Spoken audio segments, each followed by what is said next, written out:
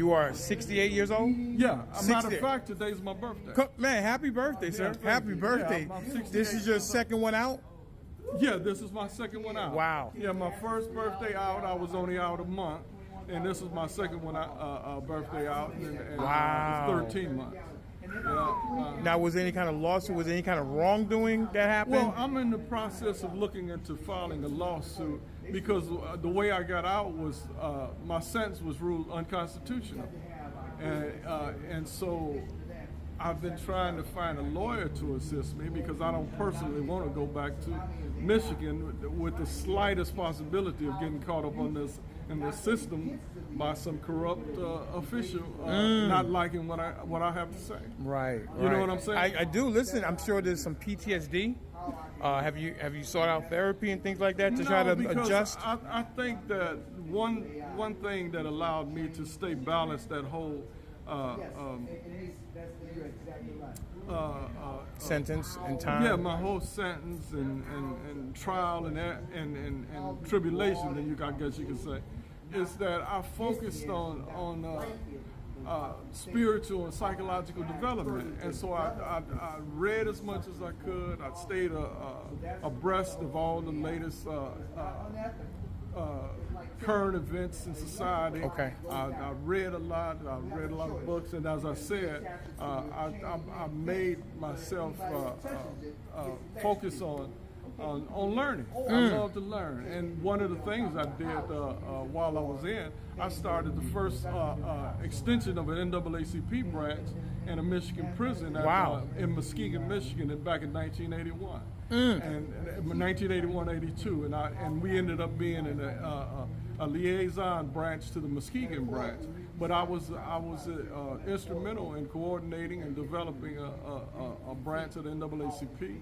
I also had developed a program in the 90s called the Afrocentric Education Program, which a lot of people got a misconception of that.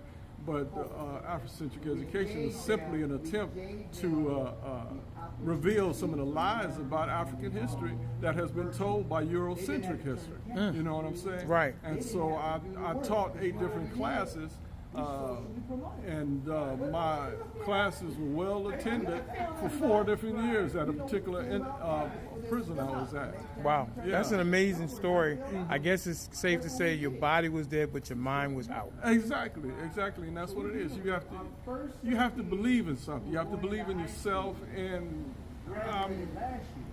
I think it's common sense to believe in God. Right. You know what I'm saying? Absolutely. There's too much evidence of the proof of God. And right. So I focused on my spirituality. I didn't focus on any one particular religion. I focused on the spirituality in general, but having a connection and trying to understand the nature of what God expects of us, and how our connection to God exists.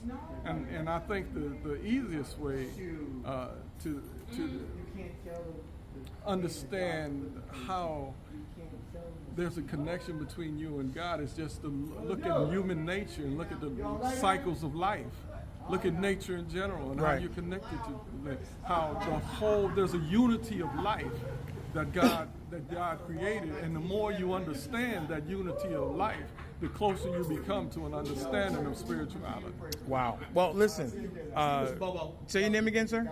My name is Ernst Montgomery. Ernst Montgomery? Yeah, Ernst is the German spelling of Ernest. Okay. Ernest is English, but Ernst is the German. And that's how it's on my birth certificate. Ernst Montgomery. We're sitting here with Ernst Montgomery. He's giving us a testimony of his 49 years and 4 months incarcerated for a crime he didn't commit. Yeah. I mean, that's an amazing story that he's here, 68 years old, and walking and talking. And, man, I mean, you got a beautiful spirit considering what you've been through. Oh, thank 49 you. years. That's just amazing.